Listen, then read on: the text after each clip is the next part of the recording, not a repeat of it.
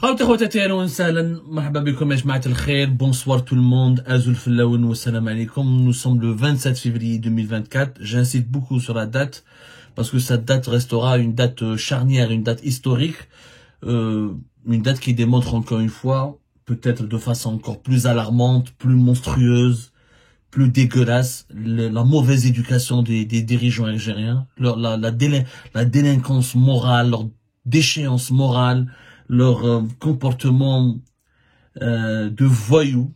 L'Algérie est devenue une voyoucratie. Une voyoucratie absolue.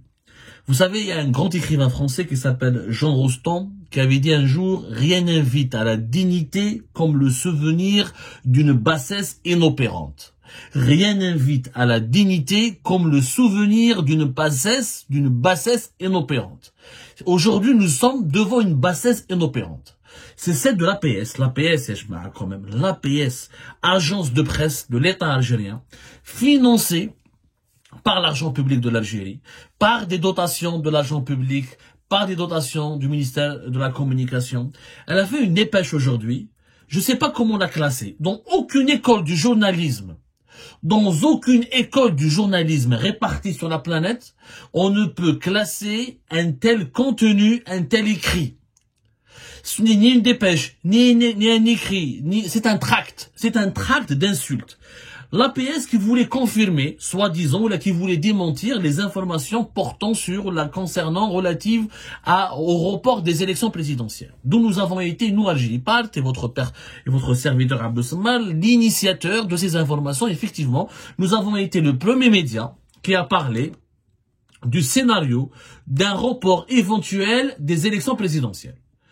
كتبناها وقلناها والإميسيون راهي هنا دوك نوريها لكم. Nous avons prévenu contre ce danger. C'était le 19 février 2024.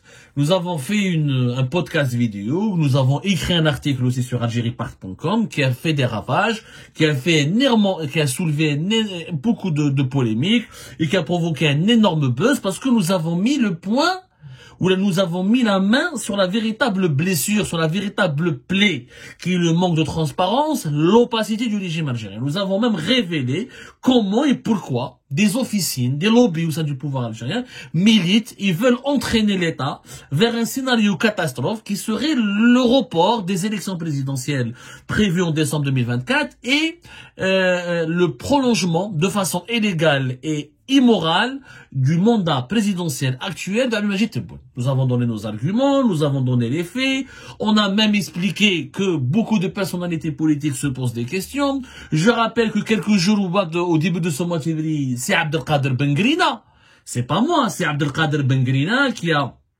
rapporté lors d'une intervention de plus d'une quarantaine de minutes, lors d'un passage de 2 minutes concernant les élections présidentielles, c'est lui qui a émis l'hypothèse d'un report des élections. Ce n'est pas moi.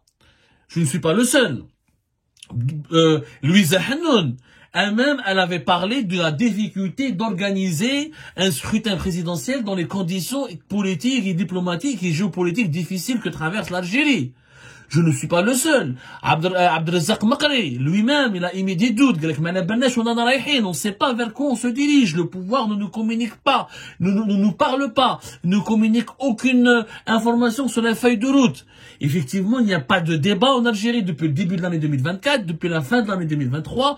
Pas un mot, pas une déclaration, pas une position, pas une démarche n'a été entreprise par le pouvoir algérien concernant les élections présidentielles de décembre 2024. Comment elles seront organisées, qui peut être candidat, qui va être le candidat, quel est le projet, est-ce que Abdelmadjid Tebboune est candidat pour son deuxième mandat ou là, rien n'a été dit, rien n'a été fait. On est en train d'agir et on se comporte et on gère et on dirige l'Algérie plutôt comme si ces élections n'étaient inexistantes, comme si elles n'allaient pas avoir lieu. Donc là, on a enquêté, on a investigué, on a parlé à des sources bien introduites au sein du pouvoir algérien et on a obtenu un scoop. Le scoop, c'est qu'il y a une feuille de route qui est en préparation depuis la fin de l'année 2023, un scénario sur lequel travaille l'État algérien d'une probable prolongation du mandat d'Abdelmadjid Tebboune et d'un report des élections présidentielles, parce que les conditions ne seraient pas réunies pour organiser ces élections. Et les partisans de Tebboune essaie de voir à travers ce scénario un subterfuge pour mieux préparer, pour conserver le président dans son poste. D'autres disent, d'autres chapelles, d'autres clans sécuritaires et militaires estiment que voilà, c'est dangereux d'organiser une élection alors que nous avons plein de problèmes, plein de foyers de tension à travers nos frontières, plein de problèmes géopolitiques, une relation de quasi-guerre avec notre voisin direct le Maroc, des relations très tendues avec le Mali et le Niger, des relations très tendues avec beaucoup de factions libyennes, et que nous sommes dans un environnement diplomatique et géopolitique hyper dangereux. Bon, nous avons expliqué cela le 19 février dernier, on a donné les arguments, on a donné des explications factuelles, fahamna qui pour, qui contre le report des élections présidentielles, on a expliqué que le mandat d'Abdelmajid Tebboune doit se terminer le 19 décembre prochain, quoi qu'il en soit, et que normalement la convocation du corps électoral doit se faire début septembre 2024, parce que les élections devront s'organiser avant le 12 décembre 2024, et que la campagne électorale devra commencer début de novembre 2024, et que, en l'absence de communication, de transparence, d'un débat politique, aucune animation sur la scène politique, personne ne parle, personne n'ose parler, et je ne suis pas le seul. Abdou Soumar n'est pas le seul à avoir eu des sources et à avoir obtenu des informations qui parlent d'un éventuel scénario de report des élections présidentielles. Mais la dépêche de la PS aujourd'hui, elle affirme que les élections auront lieu en temps réel, tel que prévu par la Constitution, et ce par respect pour la Constitution et pour le peuple algérien, seul détenteur de la souveraineté. Parfait. Mais auparavant, Galek tout honte bu, la machine de propagande du Makhzen se surpasse en fake news en Algérie, ils ont carrément parlé de moi parce que je suis le seul journaliste qui a révélé ces informations en me qualifiant de caniche, je voulais appeler caniche makhzino-sioniste de Paris. Et que, à cause de moi, cette information s'est développée plus tard à plusieurs radios françaises, parce que c'est RFI, ils en ont parlé, plusieurs médias français ont commencé à en parler, et tous ces médias, bien sûr, sont manipulés par le Makhzen. On est tous manipulés par le Makhzen. Voilà, je comprends pas. On est tous manipulés par le Makhzen. Selon le régime algérien, on est tous des makhzino-sionistes. On n'est pas capable d'être indépendant, on n'est pas capable d'être autonome, on n'est pas capable de faire du journalisme indépendant. Il n'y a que le régime algérien qui est émancipé, qui est indépendant, qui est libre. Une dépêche les fera 3 paragraphes. 3 paragraphes. 4 paragraphes. Même 3 paragraphes et une phrase. Je n'ai jamais vu une agence de presse publique qui plus est, même en Corée du Nord, même au Burundi, même en Érythrée, même dans les régimes les plus arriérés, les pays les plus arriérés politiquement de la planète, je n'ai jamais vu une agence de presse publique qui diffuse une telle dépêche. Juste pour insulter un journaliste de caniche. Un État qui se mobilise contre un journaliste pour m'insulter de caniche. C'est extrêmement grave. Je trouve le niveau, la déchéance, le niveau bas, la bassesse. Elle dit il y a la bassesse inopérante dont j'ai parlé tout à l'heure en commençant par citer Jean Rostand. C'est la bassesse inopérante qui ne me touche pas. Moi, je n'ai pas été humilié. C'est l'État qui a été humilié. Yahmir, celui qui est à l'origine de cette dépêche, tu as humilié l'État. Tu as rabaissé l'État algérien pour publier une telle dépêche, pour s'attaquer à un journaliste en le qualifiant de caniche, en utilisant les moyens de l'État, les moyens publics, les finances publiques et la voix officielle de l'État algérien. Vous auriez pu vous contenter de démentir qu'il y aura les élections. Mais pourquoi le président de la République ne s'est pas exprimé alors? Pourquoi Abdelmajid Tebboune, il était intime de ouf, il a fait des sorties, il a fait des déclarations, il a fait plusieurs messages, la journée d'Al-Shahid, etc. Pourquoi il n'a pas parlé des élections présidentielles? Pourquoi Tebboune ne veut pas confirmer l'organisation des élections présidentielles? Il ne donne pas au peuple algérien la direction vers laquelle notre pays va se diriger. Et pourquoi il ne s'exprime pas? Est-ce qu'il va être candidat ou pas? Nous sommes à la fin du mois de février. Nous sommes à moins de 6 mois de la convocation du corps électoral. C'est réellement, notre information n'était pas vraie. Ils n'auraient pas réagi avec autant de violence. Ils n'auraient pas réagi avec autant de véhémence, avec autant de virulence. C'est violent. Ça prouve qu'on les a dérangés. Ça prouve qu'on les a... regardez comment ils parlent. Tournez-vous vers le palais, tournez-vous, messieurs du Makhzen, un conseil d'amis. J'ai jamais vu une dépêche. Je n'ai jamais vu une agence de presse qui parle comme ça. Messieurs du Makhzen, un conseil d'amis. Une agence de presse qui donne des conseils d'amis. Qui vous veut du bien. Tournez votre regard plutôt vers le palais royal au lieu d'El Moradia. Ça, c'est pas une agence de presse, c'est pas un journaliste qui a écrit ça. Ça, c'est un conseiller à la présidence qui a été dérangé, parce qu'on il n'y a pas de fumée sans feu. Cela prouve que l'impact de nos révélations a été préjudiciable pour ces gens-là qui sont à l'origine de cette opération de communication propagandiste. Ça veut dire que nous avons eu un impact solide, un impact sérieux, que nous les empêchons de dormir, que ça les a terrassés, que ça les a bousculés, et donc on a eu raison. Vous étiez vraiment en train de préparer un scénario d'une report des élections. Qui chef vous belez, toute la presse internationale commence à en parler, et que l'opinion publique commence à en parler dans les cafés, sur les réseaux sociaux, et que même au sein de l'État algérien, et au sein du régime algérien, des voix ont commencé à s'élever. Parce que juste après nos révélations, Louisa Hanoun en a parlé, l'année 2024 sera sensible, la plus compliquée. En bas, c'est Ahmed Ghazali. C'est Ahmed Ghazali, il a parlé, la justice, l'état de droit. Ils ont eu peur. On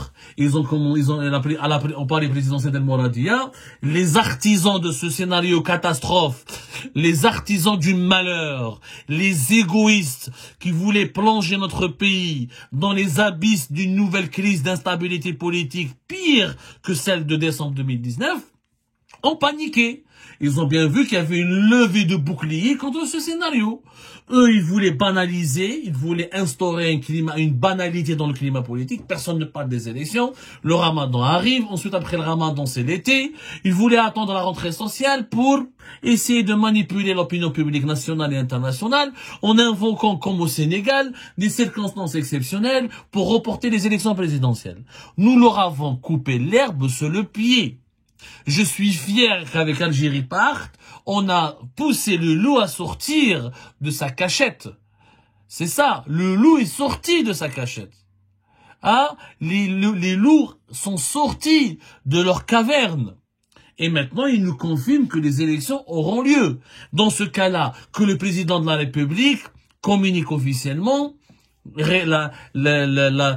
sa bonne volonté d'organiser convenablement, de façon réglementaire et dans toutes les transparences possibles et imaginables, les élections présidentielles de décembre 2024.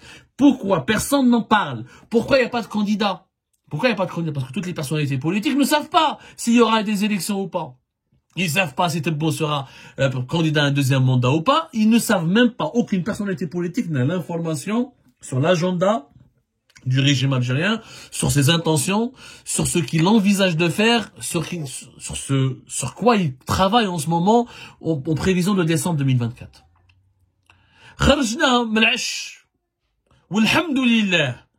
Nous avons obtenu notre objectif. Moi, mon objectif, je le dis, c'était de les faire réagir. C'était mon objectif.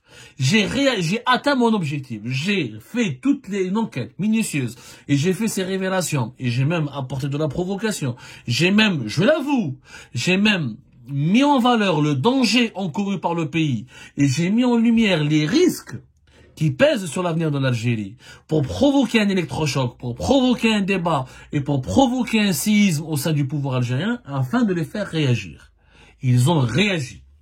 Ils reconnaissent qu'ils veulent maintenant organiser les élections. Si vous voulez organiser les élections conformément à ce que dit la Constitution, donc vous devez aussi respecter la Constitution jusqu'au bout, garantir le droit à des candidats opposants de participer à ces élections, garantir la liberté d'expression, donc libérer les détenus politiques et libérer la liberté et relâcher la liberté de la presse, laisser les médias parler, qu'il y ait des débats, des meetings, des rassemblements, des rencontres, des échanges, des dossiers de candidature en préparation, libérer l'initiative. Pourquoi si vous voulez organiser des élections présidentielles et vous empêchez les médias de s'exprimer, vous fermez les partis d'opposition, vous pourchassez les opposants, vous condamnez à mort les journalistes, vous remplissez les prisons de détenus politiques.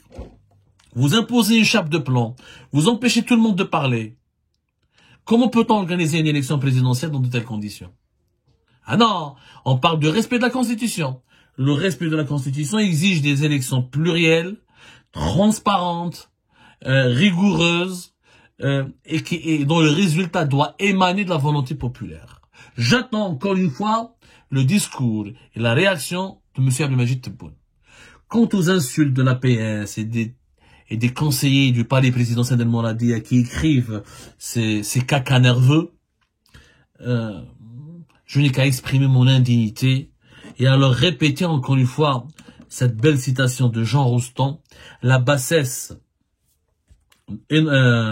rien n'invite à la dignité comme le souvenir d'une bassesse inopérante. Rien n'invite à la dignité comme le souvenir d'une bassesse inopérante.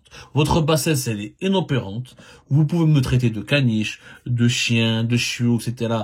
Les lecteurs et les lectrices d'Algérie connaissent nos valeurs. Les Algériennes et les Algériens commencent à comprendre votre jeu. Ils connaissent nos valeurs, notre audience, l'impact de nos informations. Le fait que nous réussissons à vous faire réagir, à vous obliger à sortir de vos cachettes et de vos abris de fortune, cela prouve notre crédibilité. Et c'est déjà en soi une démonstration de force de notre crédibilité. Mais instrumentaliser une institution de l'État comme l'APS pour véhiculer de telles insultes, c'est extrêmement grave. C'est extrêmement grave. Et nous attendons de voir, suivant le monteur jusqu'à la porte de chez lui, jusqu'à la porte de sa maison. Nous allons vous suivre et on verra si réellement vous avez envie, vous avez la volonté d'organiser des élections conformes aux standards démocratiques. Mais nous vous prévenons dès maintenant, que vous ayez envie ou pas, vous n'aurez pas le choix. Parce que cette fois-ci, le peuple algérien aura son mot à dire.